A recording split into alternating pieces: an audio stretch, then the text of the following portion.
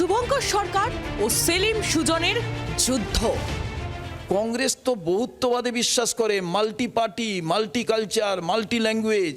শ্রেণী সংগ্রামের পাঠ শেষমেশ নিতে হবে শুভঙ্কর সরকারের কাছে, বা বহুত্ববাদের পাঠ শুভঙ্কর সরকারের কাছে নিতে হবে। শুভঙ্কর সরকারের সঙ্গে সিপিএম এর ঝগড়ায় এখন বঙ্গ রাজনীতির ছাদে কাক চিল বসছে না। তৃণমূলের দিকে ঝুঁকে প্রদেশ কংগ্রেস সভাপতি গত কয়েকদিন ধরে স্পষ্ট অভিযোগ করেছেন সিপিএম এর একাধিক নেতা। এবার জি24 ঘন্টায় পাল্টা মুখ খুললেন শুভঙ্কর সরকার। বহুত্ববাদ থেকে মেহনতি মানুষ, বাম অভিধানের শব্দকোষেই আবদ্ধ ছিল সে সব কথা। তা নিয়ে সিপিএম কে খোঁচা প্রদেশ কংগ্রেস সভাপতি। আমি প্রতিদিন বিভিন্ন সমালোচনায় বিদ্ধ হয়েছি, কিন্তু তারপরেও আমি সেই বহুত্ববাদের পথে, নীতি আদর্শের পথে আমার সেটাই মনে হয়েছে। কংগ্রেস তো বহুত্ববাদে বিশ্বাস করে, multi party, multi culture, multi language. এবার প্রশ্ন হচ্ছে, শুধু নির্বাচনে কাউকে হারাবো বলে যাত্রার হাত আমি ধরে ফেলবো, এটা কি নির্বাচনের বহুত্ববাদের লক্ষণ? এটা কি খেটে খাওয়া মেহনতি মানুষ তাদের রক্তের হচ্ছে লাশের বিষয় নয়? পাল্টা জবাব দিতে দেরি করেনি সিপিএমও। সবার কাছে সব জিনিস নেওয়া যায় না, আর প্রত্যেকের বোঝা উচিত তার সাইজ কতটা। শুভঙ্কর সরকার এখন বামপন্থা শেখাবে, শ্রেণী সংগ্রাম শেখাবে। সমুদ্রের পাড়ে অনেক জায়গা আছে, ওখানে গিয়ে বসে শেখাক। বেশি শেখানোর দরকার নেই, বেশি বোঝার দরকার নেই।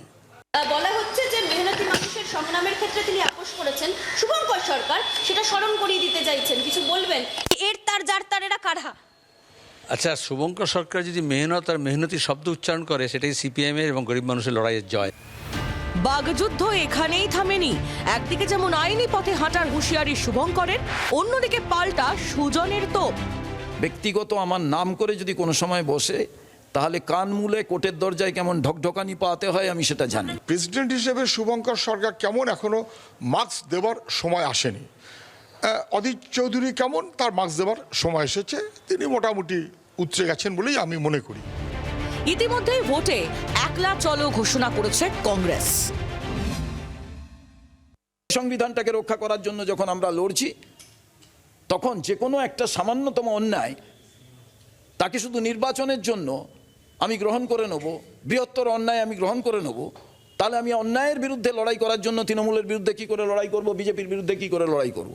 কংগ্রেস সমর্থক সাধারণ মানুষের মধ্যে এই কথাটা অবশ্যই থাকবে যে সেকুলার অবস্থান থেকে একটা সমঝোতা, সেখান থেকে কংগ্রেসকে বেরিয়ে আসতে হলো কেন, এটা ওদের কোয়েশ্চেন থাকছে এবং থাকবে। আমাদের তলার সমর্থকরা মনে করছেন বাবা বাঁচা গেল। এমনিতেই জোটে জট পাহাড় প্রমাণ। আইএসএফ এর সঙ্গে জোটে আগ্রহী আলিমুদ্দিন। তা নিয়ে বামফ্রন্টেই মনোমালিন্যের অন্ত নেই। এর মাঝে দুই পুরনো জোট সঙ্গী কংগ্রেস সিপিএম এর আকচাকছি বঙ্গ রাজনীতির বিনোদন হয়ে উঠছে না তো? মৌমিতা চক্রবর্তীর রিপোর্ট, জি24 ঘন্টা। বাংলার আওয়াজ, বাঙালির আবেগ, জি24 ঘন্টা।